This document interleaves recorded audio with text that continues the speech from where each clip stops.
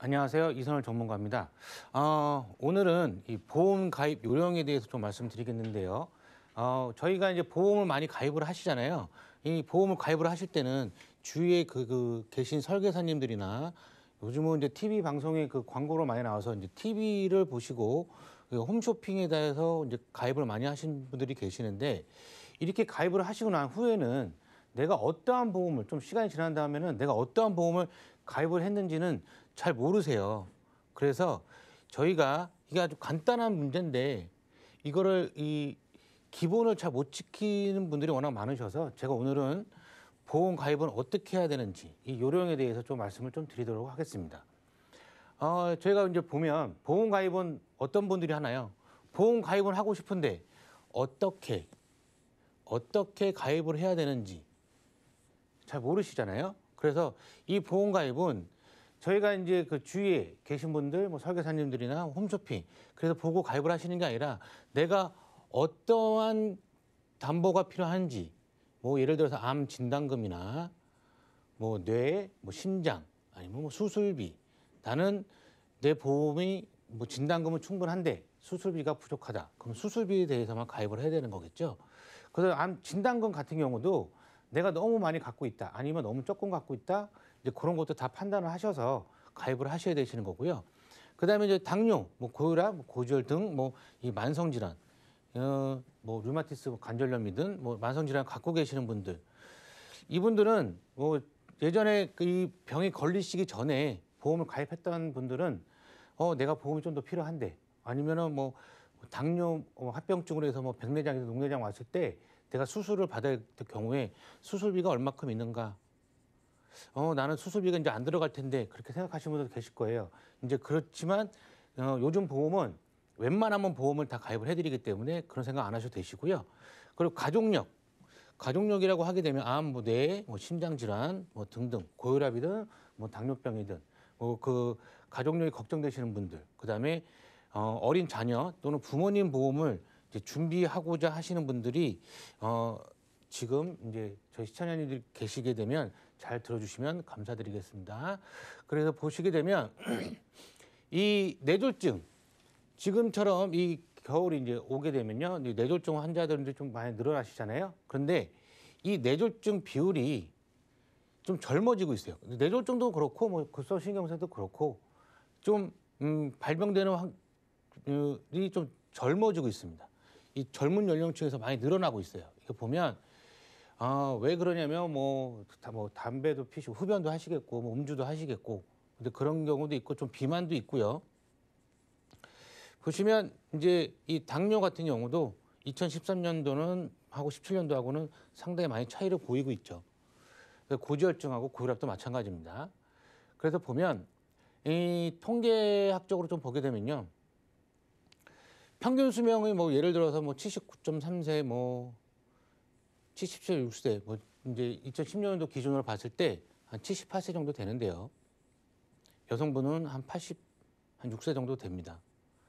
그랬을 경우에 내가 살면서 병원비를 얼마큼 내느냐, 살면서 그랬을 경우에 생애의료비라 그러죠. 생애의료비 이제 65세 이후에 약 6,300만 원 정도를 지출한답니다. 어제 뉴스에 났었죠. 저희가 실비보험이 100이면 90%는 실비보험의 혜택을 안 하시고요, 10%만 혜택을 보시는데, 그 어제 뉴스에는 어떤 분이 1년에 800번이나 병원을 가신 것도 있습니다. 이 800번은 병원을 가게 되면 하루에 2.5군데로 가야겠죠. 그래서 이 10%의 이 실비보험을 갖고 계신 분들이 거의 이 100 이상에 대한 손해율을 좀 많이 나타내고 있어요. 그래서 10%가 2조 원 정도를 이제 받아간다고 하시죠. 그래서 그렇지만 우리가 평균적으로 살 때는 65세 이후에는 6,300만 원 정도 지출을 하고요. 75세 이후부터는 임종 전까지는 약 31% 정도를 지출을 한다고 합니다. 그랬을 경우에 65세 이후에는 약 1억 이상 병원비를 지출을 한다는 얘기입니다. 그럴 경우에 이제 고혈압하고 당뇨와 같은 만성 질환을 갖고 계신 분들이 우리나라 우리나라 분들입니다. 이 만성질환 3개 이상 보유하신 분들이 되게 많으세요. 그러니까 고혈압이 있다. 나는 고혈압 하나만 있다라고 하신 분들이 별로 없고요. 고혈압 아니면 뭐 고지혈, 뭐 당뇨 해갖고 이 만성질환을 3개 이상 갖고 계시는 63%십니다. 그래서 예전에는 이 아프신 분들은 보험이 가입이 안 됐지만 요즘은 이제 하도 많이 들어서 아시겠죠? 이 유병자 보험. 이 유병자 보험이 요새는 건강하신 분들보다 이 유병자 보험이 좀 신상품이 많이 나오고 있어요. 왜 그러냐면 이 유병자 분들도 웬만하면 이제 약으로 다 드시고 뭐 혈압도 다 정상적으로 일상생활하는데 문제 없으시기 때문에 그래도 유병자 분들한테 보험을 많이 가입을 해드리자 해갖고 보험이 많이 출시가 되고 있는 상황입니다. 그래서 보면 이제 간편고지라고 하죠. 유병자 보험들은 뭐 325든 335든 뭐 3일이든 뭐 5든 그렇게 해서 간편 고지를 하는데 이 간편 신사를 고지를 하는 이 통계가 되게 많이 급격하게 올라가고 있습니다. 그래서 나는 뭐 예를 들어서 뭐 6년 전에 암이 걸렸는데 뭐 암보험 가입 안 되겠지? 그렇지는 않습니다. 다 이제 암보험도 가입이 되시고 뭐 뇌질환이든 뭐 수술비든 다 가입이 다 가능하세요. 그래서 보면 보험 가입 요령에 있다 보면 이 암보험 저희가 이제 보험을 가입하게 되면 건강보험을 가입하게 되면 이 암보험이라는 것도 가입을 하고 뇌 아니면 또 심장질환도 가입을 하는데요. 이 암보험 선택 시 내가 보험 가입할 때 어떠한 식으로 가입을 해야 되느냐? 이 유사암이라고 하게 되면 뭐 갑상선암, 뭐 경계성 종양, 기타 피만 그렇게 나눠지는데요.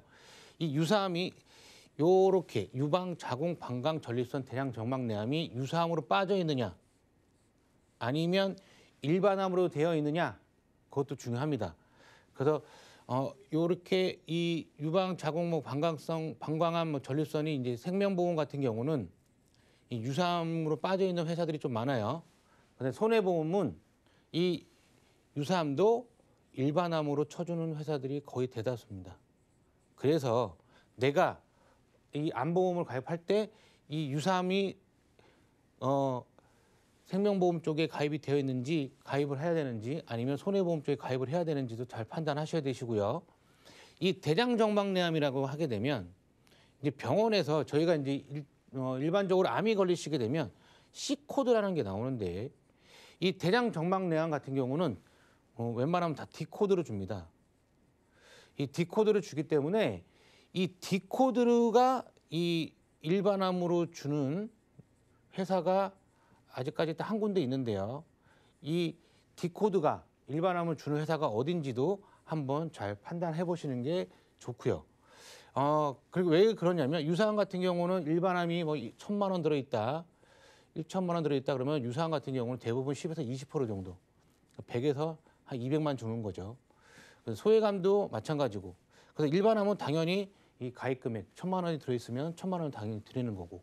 그래서 제일 중요한 거 이 유사암이 일반암으로 되어 있는지 아니면 대장 정막내암이 D코드를 받아도 일반암으로 쳐서 이제 진단금이 나가는지도 보험 가입하실 때 알아보시는 게 좋으시고요. 이제 2대 질환이죠. 뇌질환. 그다음에 또 하나 심장질환은 좀 이따 말씀드릴 거고 이 뇌질환이 뇌혈관 질환 담보가 있는지 아니면 뇌혈관 질환 수술비 담보가 있는지 정확하게 알아보셔야 되시고요.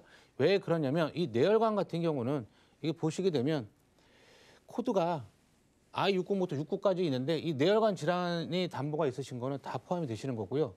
이 뇌졸중 같은 경우는 이제 딱 6가지만 코드가 포함이 되는 거고 뇌출혈은 딱 3가지만 됩니다. 그래서 이 뇌출혈 담보 하나만 있으신 분들은 무조건 이 뇌졸중이든 아니면 뇌혈관 질환이든 담보를 좀 넣으셔야 돼요. 난 진단금이 비싸다 아니면 그러면 수술비 담보라도 꼭 넣으셔야 됩니다. 왜 그러냐면 뇌출혈로 인해서 보험금이 나가시는 분들은 9% 정도밖에 안 돼요. 9.7%? 9% 정도밖에 안 되시기 때문에 이 뇌혈관, 이 뇌출혈은 뭐 우리가 교통사고든 뭐 상해로 인해서 뇌출혈이 생겼다 해서 뇌출혈 진단금 담보 나가는 거 아닙니다. 이 뇌출혈 진단은 뇌혈관이든 무조건 요거는 질병으로 인해서 뇌출혈이 생겨야지만 진단금이 나가시는 거기 때문에 상해는 절대 안 되시는 걸로 알고 계시면 되세요. 저희한테 그 교통상황 안 돼, 난 뇌출혈이래요. 진단금 안 나오나요? 물어보시는 분 꼭 있으신데 안 나오시기 때문에 잘 알아두시는 게 좋으시고, 이 뇌혈관 질환 담보가 있는지 없는지를 꼭 생각해 보시는 게 좋습니다. 심장 질환도 좀 말씀드리게 되면 심장 질환은 허혈성이죠. 똑같으세요. 허혈성 질환 담보가 있으시게 되면 I20부터 25까지 전체 다 포함이 되는 거지만 급성심근경색은 딱 요 세 가지만 됩니다. 허혈성은 이제 일단 저기 보면 이 허혈성 질환이 협심증이죠. 저희가 제일 많이 걸리는 이 협심증은 30대도 많이 걸리십니다. 30대도 많이 걸리시기 때문에 이 허혈성 심장 질환 담보가 있는지 없는지를 잘 판단하셔서 없으시게 되면 꼭 보험을 준비하실 때 넣으시는 게 좋으십니다.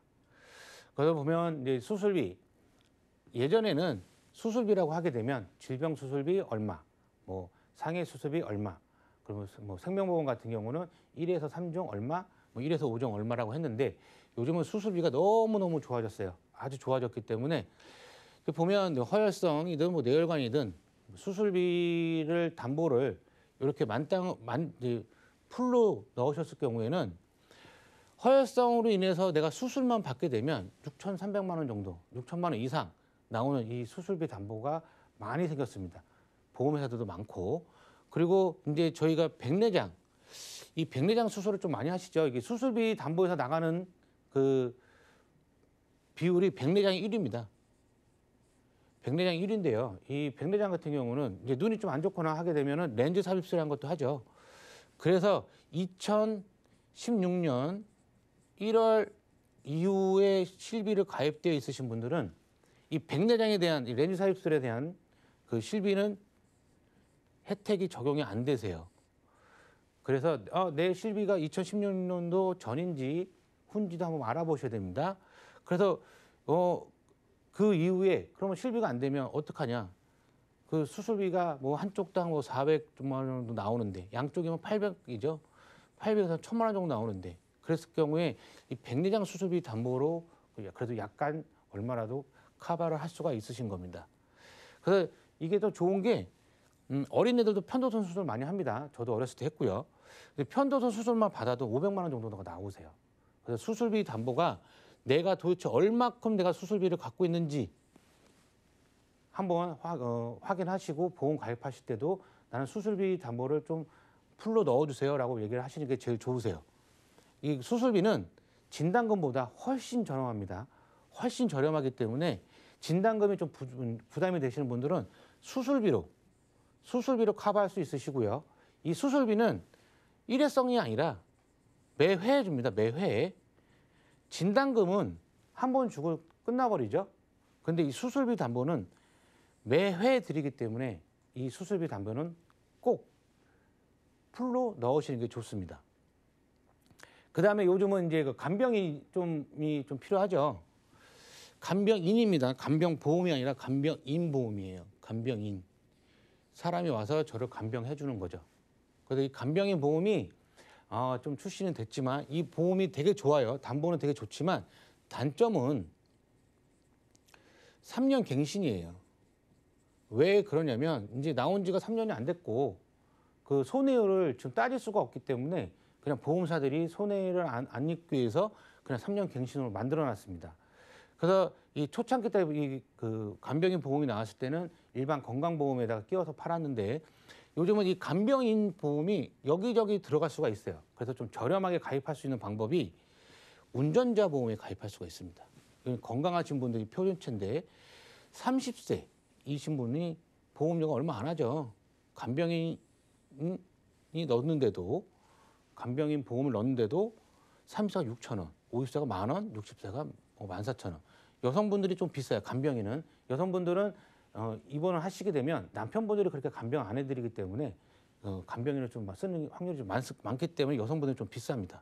그래서 60세가 돼도 2만 원 정도밖에 안 하세요. 여성분들이. 남성은 뭐 15,000원 정도밖에 안 하시는 거고. 그랬을 때 이거는 건강체고요.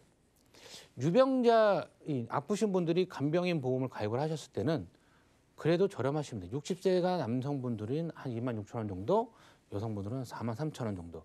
이 간병인 보험이 필요할 경우에는 이렇게 내가 운전자 보험이 없는데 운전자 보험에다 이렇게 끼워 넣을 수가 있고요. 간병인 보험 하나로만 만들 수도 있으신데 이렇게 끼워 넣으시는 것도 하나의 방법이세요. 그래서 간병인 보험이 요거는 한 50대부터는 필요하시죠. 간병인 보험이. 그래서 이 간병인 보험도 꼭 필요하다고 말씀드릴 수가 있습니다. 그래서 연령별 이 보험 구성 방법을 좀 말씀을 드리겠는데 20세 이하 여기서는 20세든 뭐 60세든 실손 보험이 그냥 베이스로 그냥 깔고 가야 됩니다. 실손 보험이 주가 돼야 돼요. 모든 보험에서는 실손 보험이 가입이 안 된 상태에서 다른 건강보험만 가입을 하시면 안 되시고요. 실손 보험이 주가 돼야 됩니다. 그래서 20대에서 30대 정도가 이 중대질환 진단비, 애들보험이죠. 애들보험은 무조건 20년 납 100세 만기들